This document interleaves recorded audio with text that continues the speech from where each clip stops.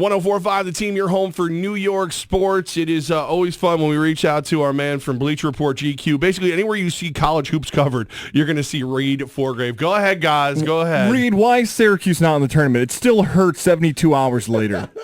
Oh, whatever, man. They shouldn't have been in the tournament last year. They got they snuck into the tournament when they shouldn't have been last year. They got the easiest draw ever to get to the Final Four. You can't complain this year. Like the gods of college basketball smiled upon you last year, and this year they were probably just a little more accurate. So if you go what 2-10 on the road, something like that, you don't have that much to stand on. Sorry, Mr. Boehner. Yeah, even though it's rational thinking, it still hurts. All right, I still won't see them. Whatever. I'm a University of Missouri grad, a University of Missouri fan, so we don't even have a basketball team anymore. They just said we're going to stop this sport. So, at least you got a team.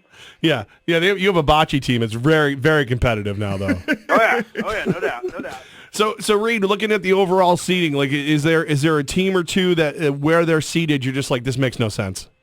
And then Wichita State seeding is a bunch of crap. I felt that way last year. I feel like Greg Marshall must have slept with a wife of someone on the committee or something like that. Because I feel they get screwed every year. Even when they were the number one overall seed and undefeated, what do they get in the second round? They get an 8-seeded Kentucky team that is probably deserves the 8 seed resume-wise, but was obviously more talented than maybe any 8 seed ever.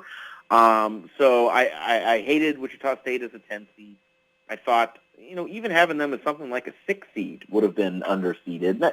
I really do hope that the outrage that's been out there in the media about mid-major seeding generally, but about Wichita State specifically, will help change this going forward. Because one thing about the tournament selection committee, we can moan about them all we want, but generally they do a good job, and they do pay attention to things in the media and to what fans are saying. And starting next year, supposedly they're going to start using more advanced metrics. And you know where the advanced metrics have Wichita State?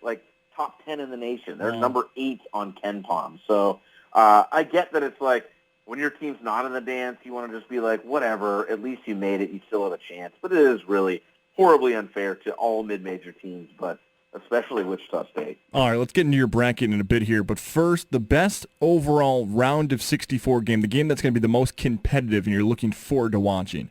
Oh, gosh, that's a great question. I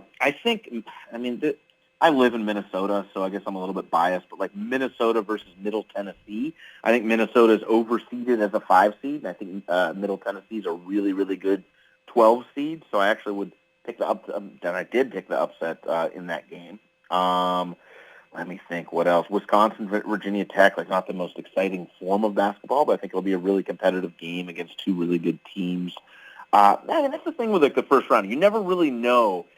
No one had Middle Tennessee, Michigan State circled as their first round game to watch last year, and it became one of the craziest games in NCAA tournament history. So I think the beautiful thing about the NCAA tournament is you sit around on Thursday and Friday. Some of us get to watch from home. Some of us get to go to Hooters, you lucky bastards. Hey, it's all work, Reid. It's all work. Yeah, gotta work, of course. It's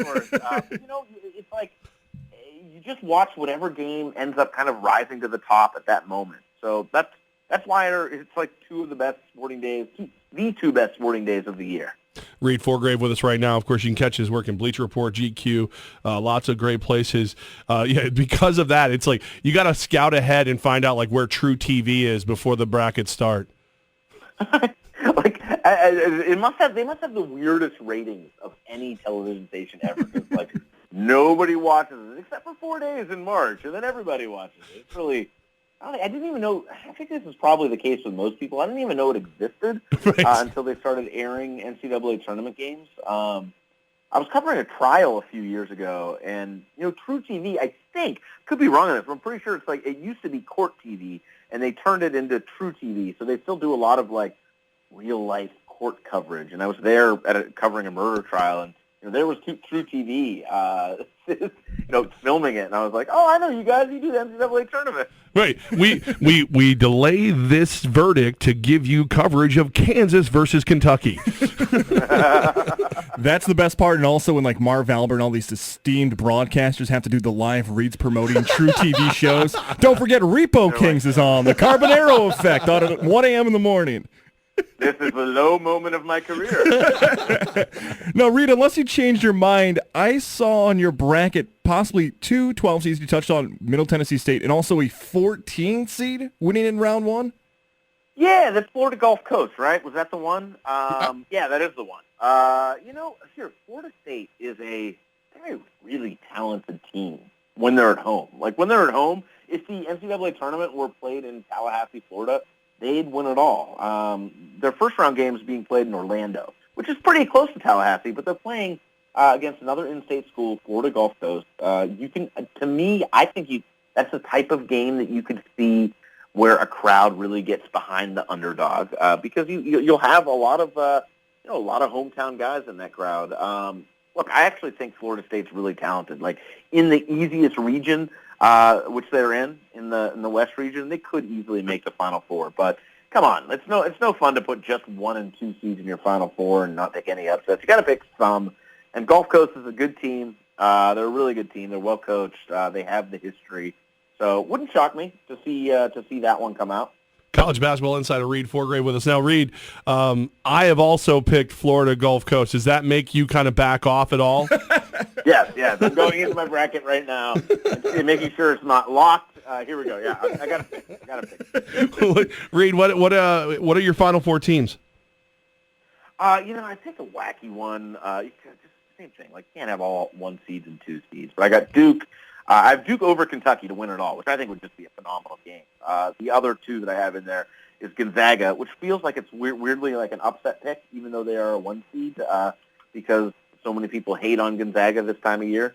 And then I put Iowa State as a 5 seed in my Final Four. This is based on the fact that my in-laws went to Iowa State. I always like making them happy. And they did beat Kansas at Allen Fieldhouse earlier this year. They have a lot of seniors. And they have a guy who I think is the most underrated point guard in the country who just doesn't turn the ball over, Monte Morris. So there's some thought behind it, but really I just want my father-in-law to like me. Reid Forgrave, he's our college hoops insider. He's on Bleacher Report, GQ. So Reid, we've got an interesting contest going on the show. So like Gaz is that neurotic, I have to watch every single college basketball game kind of fan, and then there's my 13-year-old daughter who likes football and couldn't give 2 doo-doos about hoops. They're going toe-to-toe in a bracket challenge. Any advice for my daughter? Well, first of all, I think it's awesome that your daughter cares so much about sports. I'm working on my 4-year-old son right now, and he's just really interested in the movie Frozen. So we'll see if I can get him interested in sports.